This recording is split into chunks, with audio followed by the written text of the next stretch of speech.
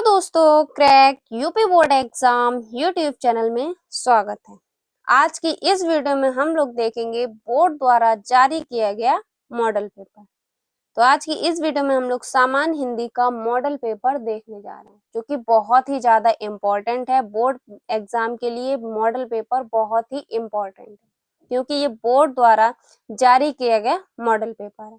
तो आपको सारे सब्जेक्ट के मॉडल पेपर को सॉल्व कर लेना और तैयार कर लेना, क्योंकि कभी कभी बोर्ड एग्जाम में आधे से ज्यादा पेपर यहीं से बनता है। तो इस मॉडल पेपर को आपको छोड़ना नहीं है। पांचों सब्जेक्ट के मॉडल पेपर को आपको सॉल्व करके तैयार कर लेना, ठीक है। तो आज की इस वीडियो में हम लोग देखेंगे हिंदी का मॉडल पेपर। अगर आप चाहेंगे तो हम पांचों सब्जेक्ट के मॉडल पेपर की वीडियो बना देंगे, ठीक है। तो बोर्ड एग्जाम में इसी टाइप का आपका पेपर आता है। 100 नंबर का पेपर होता है। 3 घंटे 15 मिनट आपको मिलते हैं, और इसमें लिखा 15 मिनट प्रश्न पत्र को पढ़ने के लिए मिलते हैं, और 2 खंड में ये पेपर होता है। 50-50 नंबर के खंड का होता है। खंड आ भी आपका 50 नंबर का होता है, और खंड खा भी आपका 50 नंबर का होता है, ठीक है।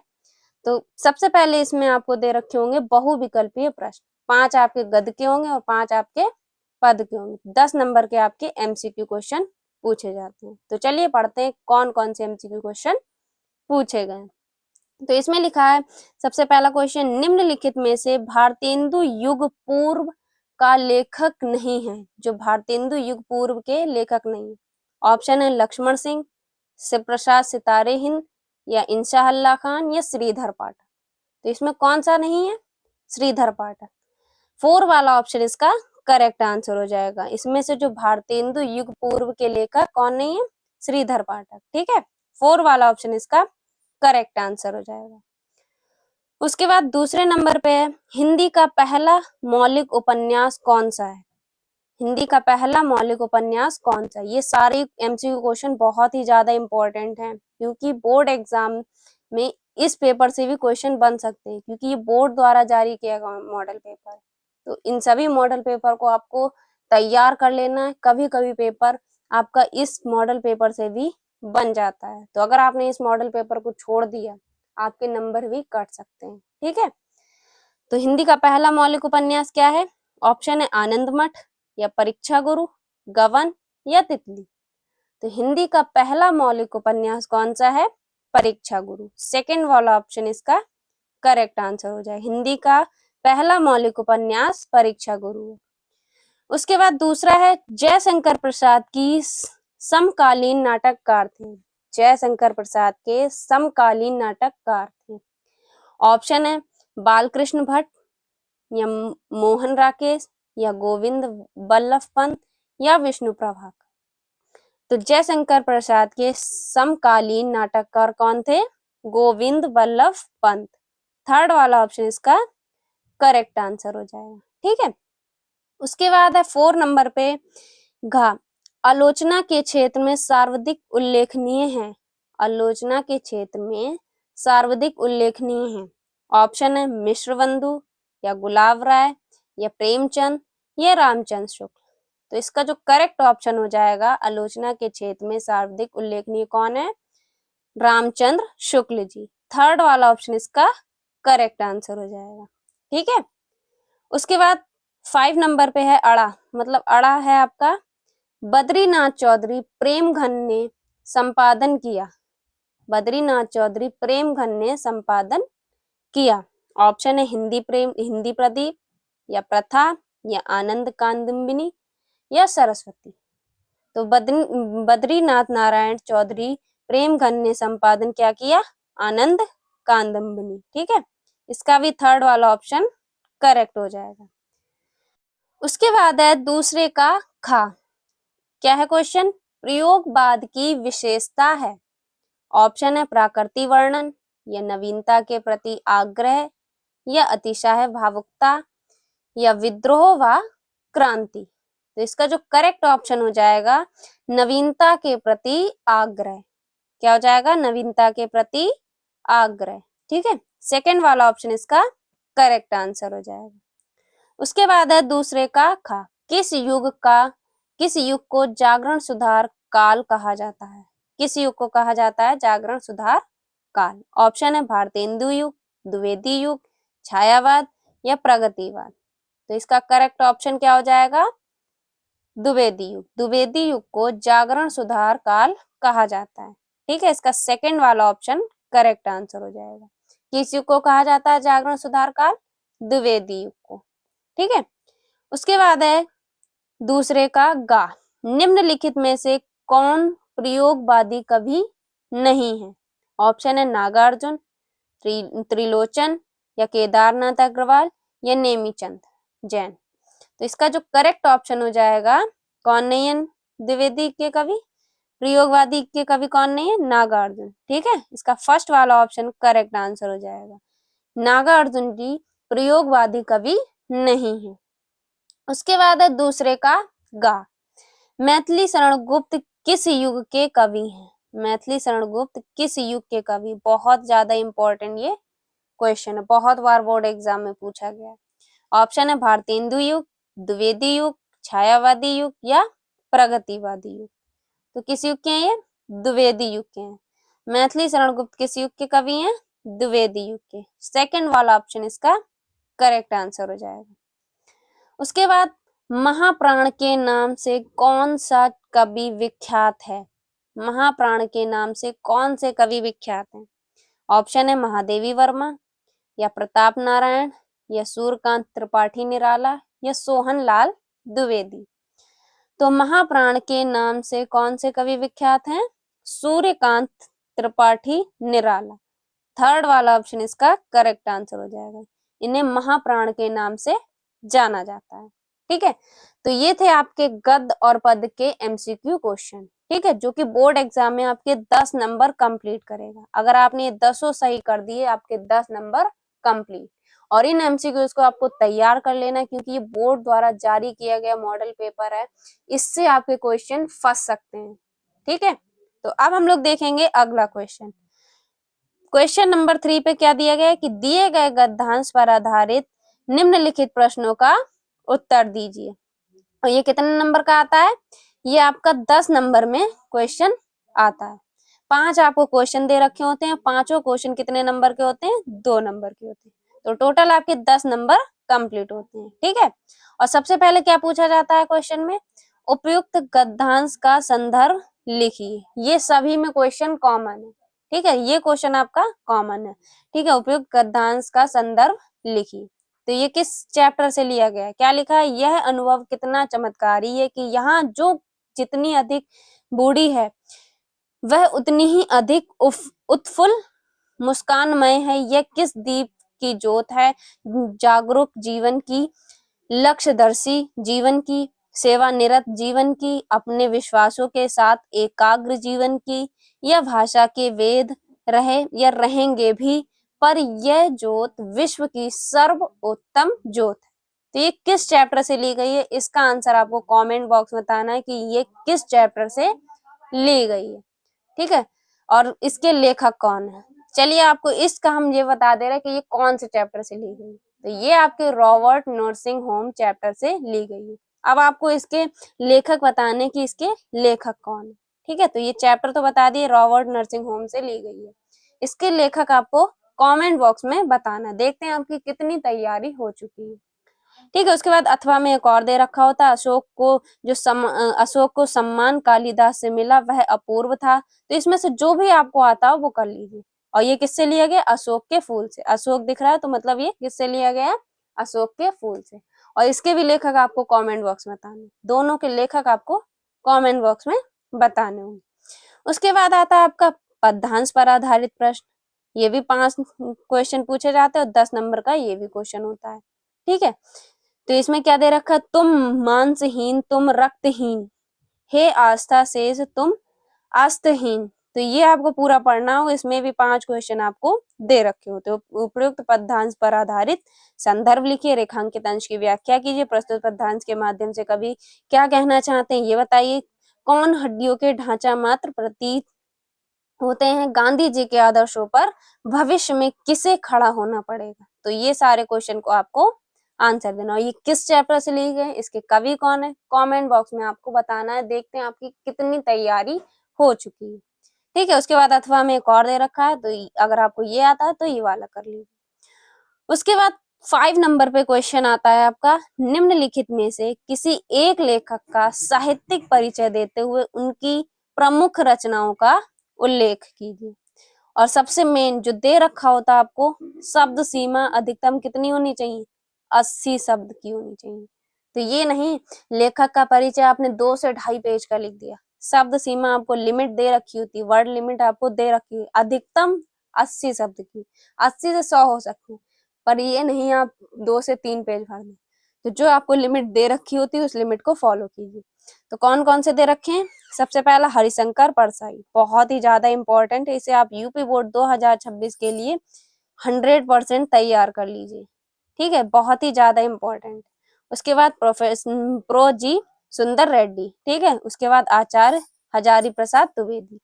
अगर इसमें से सबसे ज्यादा महत्वपूर्ण है तो हरिशंकर परसाई और आचार्य हजारी प्रसाद द्विवेदी, ये दो तो आपको 100% तैयार करने ही करने, ठीक है, हरिशंकर परसाई और आचार्य हजारी प्रसाद द्विवेदी। तो इसे कितने पेज में लिखना है, इसे सिर्फ आपको एक पेज में लिखना होगा, 1 से 2 से 3 लाइनें आप बढ़ा सकते हैं, दूसरा पेज यूज कर सकते हैं, पर दोनों पेज आपको नहीं पढ़ना क्योंकि इसमें शब्द सीमा कितनी लिखी है, 80 शब्दों, ठीक है।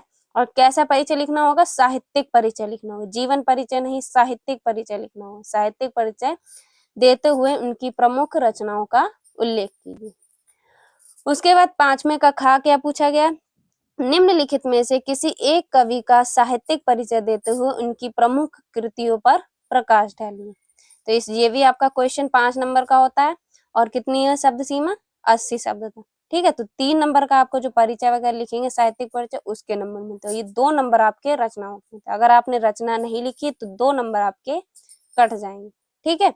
तो सिर्फ 2 नंबर आपके रचनाओं के होते हैं, तो रचनाएं आपको पढ़नी है, याद कर लेनी है, ठीक है, लिख के भी आनी। तो 3 नंबर का आपका परिचय होता है, 2 नंबर की रचना है, तो टोटल आपको 5 नंबर मिल जाते हैं।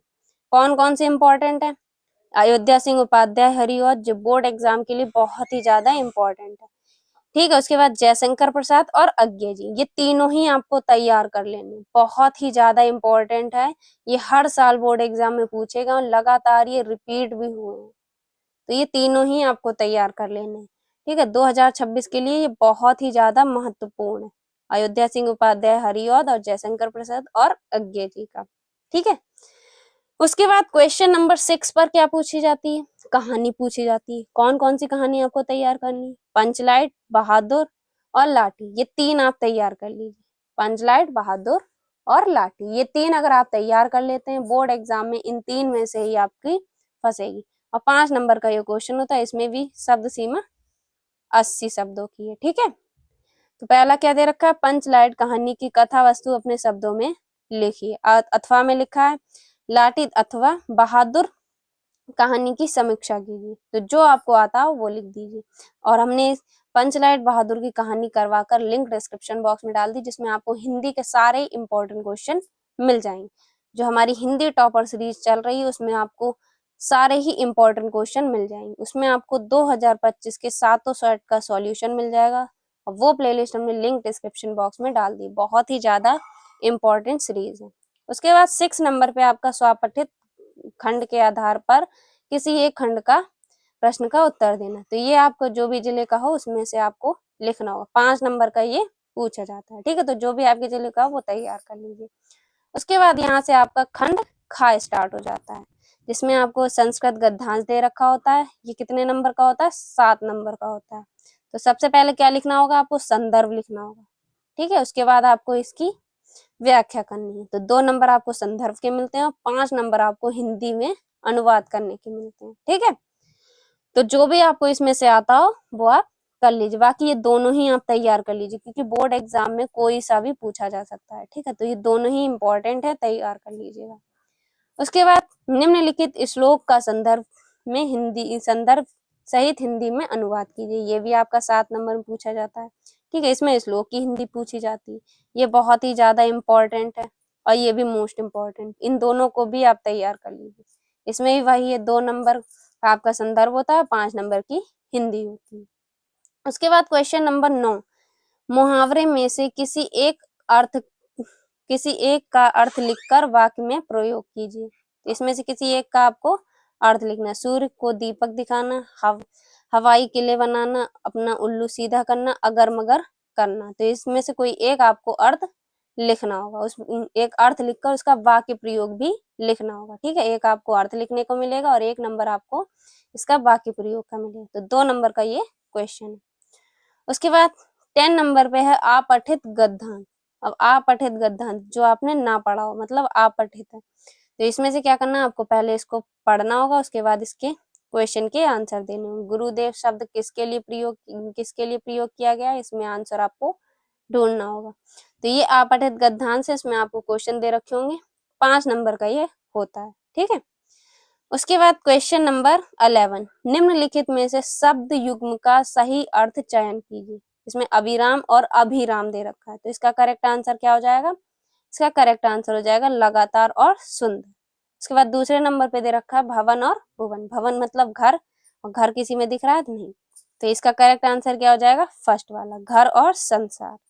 ठीक है, उसके बाद खा पे दे रखा है निम्नलिखित शब्दों में से किसी एक शब्द का अर्थ लिखिए। कोई एक शब्द का आपको अर्थ लिख देना, चाहे वायु का, मित्र का, या लक्ष्य का, या राजा का। वायु का हवा, तो इसमें आपको 2 शब्द लिखने हैं, हवा और भी होता है पवन। ठीक है, वायु का हवा, पवन लिख सकते हैं। मित्र का आप लिख सकते हैं दोस्त, सखा। तो 2-2 शब्द आपको लिखने होंगे। ठीक है, उसके बाद 11वें का गा, निम्नलिखित वाक्यांशों के लिए एक शब्द का चयन करके लिखिए। तो इसमें क्या लिखा है, कम बोलने वाला।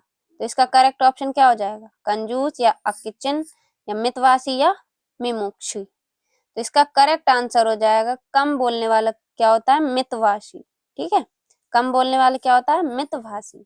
2 नंबर आपके यहाँ से कंप्लीट हो जाएंगे। ठीक है, 2 दे रखे होंगे, एक आपका दे रखा कम बोलने वाला क्या होता है, मितवासी। दूसरा है जो कीचड़ से उत्पन्न होता है, तो इसका करेक्ट आंसर क्या हो जाएगा, पंकज। ठीक है, थर्ड वाला इसका भी ऑप्शन करेक्ट हो जाएगा। तो 2 दे रखे हैं, 2 नंबर यहाँ से आपके कंप्लीट हो जाएंगे। ठीक है, उसके बाद है 11 का घा, निम्नलिखित में से किन्हीं 2 वाक्यों को शुद्ध करके लिखिए। तो इसमें 4 दे रखे होंगे, इसमें से 2 वाक्य आपको शुद्ध करके लिखने होंगे। उसके बाद 12 नंबर पे आपको क्वेश्चन दे रखा, करुण रस तथा शांत रस का स्थायी भाव के साथ उदाहरण अथवा परिभाषा लिखिए।